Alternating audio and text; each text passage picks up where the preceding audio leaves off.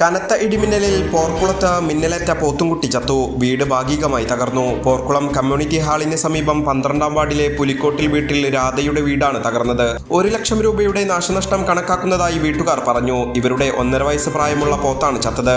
രാത്രിയിൽ വീട്ടിൽ വലിയ മുഴക്കത്തോടെ ഇടിമിന്നൽ വന്നിടിക്കുകയായിരുന്നു. ഇതോടെ വീട്ടിലെ വൈദ്യുത ബന്ധം പൂർണ്ണമായും തകർന്നു. ചുമരുകളിൽ വിള്ളലും പലയിടത്തും പൊട്ടലുമുണ്ട്. അകത്ത് സൂക്ഷിച്ചിരുന്ന ഗ്യാസ് സിലിണ്ടറിലും മിന്നലേറ്റിട്ടുണ്ട്.